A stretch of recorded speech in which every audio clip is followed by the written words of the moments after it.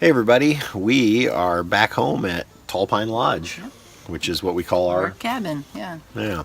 So this morning we unloaded the trailer and we took it back to the RV dealership. We had a scheduled appointment for a recall on the lighting. They're also going to try to get the refrigerator fixed in the USB port. We told them we have to pick it up next Tuesday to get ready for our East Coast trip. Family trip, yeah. Yeah. So, and then we spent the rest of the day Just laundry. Yeah. And went to the grocery, that type Groceries, of just thing. some things, errands. Yeah. So we wanted to just spend a little bit of time here in this video kind of reflecting on what just happened. So we were gone for a total of What'd you say, 19 days? 19 nights we spent in 19 our nights. trailer. Yeah, 20 days total. We actually had planned to do 20 nights, 21 days. We came home a day early, and I don't know about you, but I'm kind of glad we did. Well, you have to go back to work and just kind of all the things we had to do today. And that way Right. you can just have some downtime. Yeah, because I'm going to be unfortunately gone tomorrow for part of the day at work, and then also now I've got an appointment on Wednesday at work, and so I think having today to kind of get some things caught up was a good idea. So, we ended up spending $411 on camping fees, which when you think about that, 19 nights. That's pretty cheap. Now, we did not do commercial campgrounds other than the very last night we stayed at a Right, KOA. right. We looked specifically for national parks, forestry parks, Corps of Engineering parks, things like that. They always tend to be cheaper. Doesn't mean they're less quality. In Right. fact, in some ways, I think they're a lot nicer because they're more spacious and a lot of times more grass. What you may not get is full services. Right. Like laundromats and like little grocery stores or Yeah, and things like that. activities and things like that. Although the Corps of Engineers Park outside of Lawrence, Kansas, actually had a laundry facility, which was very nice. That was really nice. So you just never know.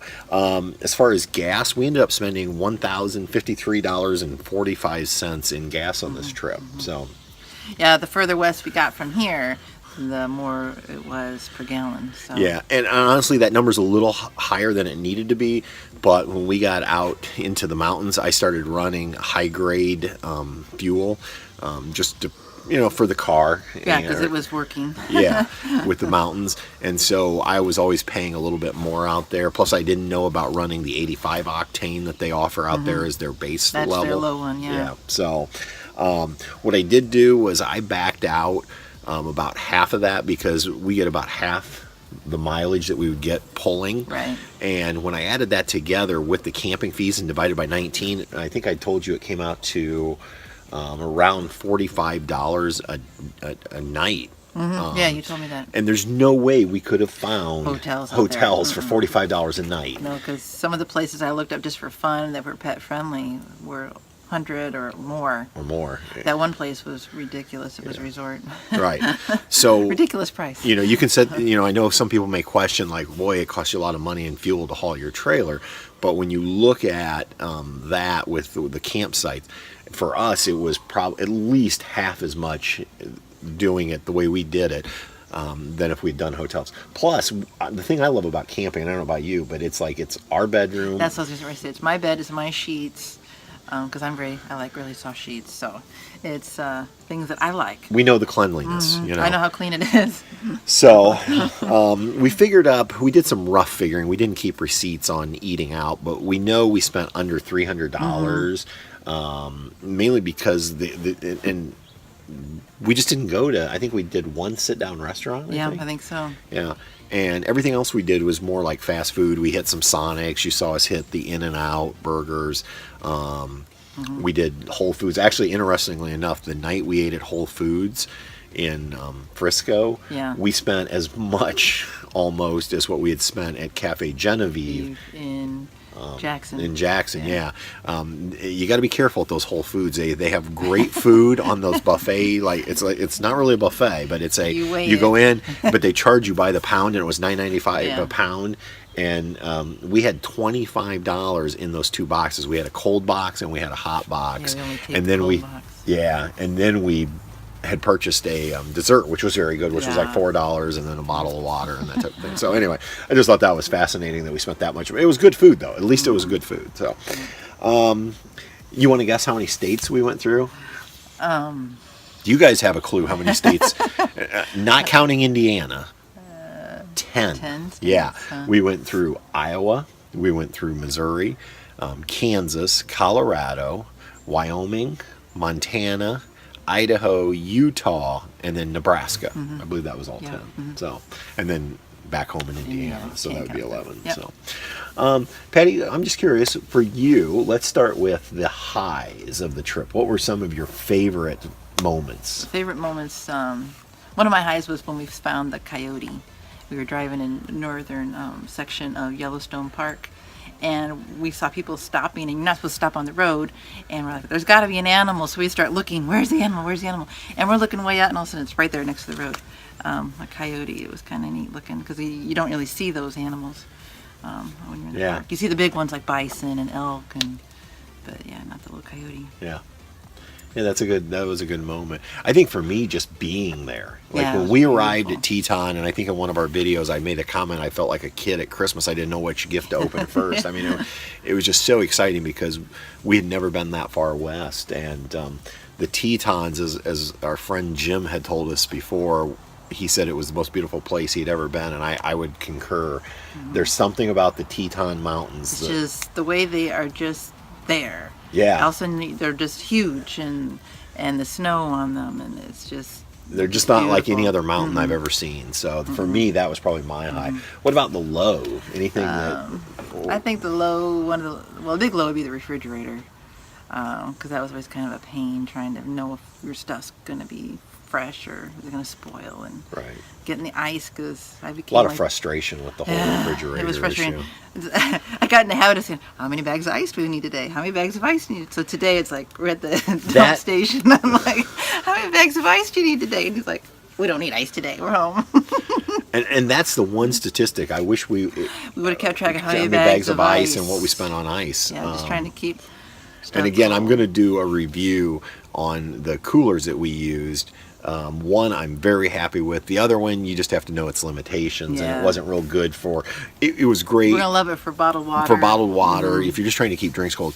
But in our case, we were trying to keep food. Yeah, and then we learned to not put it in that so, one. So. Okay. What was your favorite campground? My favorite campground, I'd have to say, there were so many beautiful ones, but I think the one that I remember the most is when we got to Breckenridge really late at night, didn't see a thing, it's pitch black, and we woke up and there's the mountain view out of our bedroom window. I'm like, look at that. Yeah. So I think that had the best view, but they all were were unique in their own. Yeah, I can't say we had a bad campsite. Well, and I like that one. I like the ones that are flat right now. Not that I Right. have to go down steep. That was grades probably and so the forth. biggest issue at Coulter Bay was, and most of the sites weren't this way, but the site that we were assigned the first night, we ended up being there 6 nights. And you might have noticed in the video, or maybe you couldn't tell, but when you stepped out, there was only a couple steps, and then you dropped down to where the fire pit was, and And with the last, well, not this winter, but the last 2 winters prior, with my broken same leg, which would be the left leg, I'm better. I can walk, but when I go down grades, it's kind of. and that was kind of like gravel, so I mean, even I slipped a couple times going down it. So Yes. yeah, I would agree. But the majority of the campsites there were not that Yeah, way. It was just the loop that we were We in. got put in the far back loop, which was a hillier loop. Yeah. With valleys and stuff like that. But the cool thing about that loop is one night we were in our little hammocks, and male mule deer came running through, and ran through the site, and I thought he was going to come over and jump over us on the hammocks, but he ran down the road. And my first reaction was, "Oh crap! I don't have the camera." The camera was actually in the trailer, so well, and you can't get out of those hammocks very easily, and I'm thinking, oh shoot, what if he turns? What am I going to do? my favorite campsite, and I'm going to turn this into a tip, or one of my favorites, was that forestry campsite in Idaho. And if I could do something over again, instead of staying 6 nights at Coulter Bay in the Grand Tetons, I would have split that up and done maybe like 3 and 3 for a couple of reasons. One, I love Coulter Bay. I love the Huckleberry ice cream, Yeah. and it was close to Jackson, so you can go down to Jackson Yeah. exploring. Beautiful town. But you can explore we did a lot of driving going north to Yellowstone. And had we just stayed up in Idaho, we were only 20 minutes from the western entrance there. Plus, you had electricity, and it was $10 a night cheaper. Right. And it was just a huge site. It was just very well done. So that would be my suggestion: is if you're going to go to Yellowstone, Tetons, maybe split up, stay a few nights down in the southern area, and then move up north, either into West Yellowstone or just across the border there in Idaho where Yeah. we stayed. And that would be my suggestion. yeah. So. And finally, let's finish one more. What was your favorite meal? Favorite meal? Patrick does fabulous meals. He can just do anything really nice. I think the one was with the udon noodles that we showed with all the fresh vegetables on top. We truly tried to eat healthy on this trip and not eat a lot of fast food. But when you're where we were, you didn't have a lot of choices on food, so you had to do your own. And so we really tried to eat healthy. That was one of mine. I think for me it was that day we went to the Denver Central Market and I bought those pork chops. That pork chop, I don't know what was so good about it. Maybe I was just hungry, I don't know. But that pork chop just Was really sticks good. in my mind. So, Yep. all right. Well, we're going to go ahead and wrap this up. Tomorrow, which would be Wednesday, you're watching this video on a Tuesday. Yep. On Wednesday, we will be announcing the winner. So you have till midnight tonight, Tuesday night, to get your guess in. How many miles did we drive round trip? Yep. We left Angola, Indiana, all the way through our travels and then back here. Yep. The person that's closest, either over or under, it doesn't matter, is going to get that prize package. So get Yep. those guesses in, and then on Wednesday we will post a short video just announcing who that winner is, and then we will get your information and get it shipped out to you. And then hopefully maybe later in the week, I'll get a review or two on some of the gear that we use, and then starting either next Wednesday or Thursday, look for our Going East Going series, East. and it'll be a shorter series, but we'll take you along with us to Ocean City, To our Maryland. family get-together. So.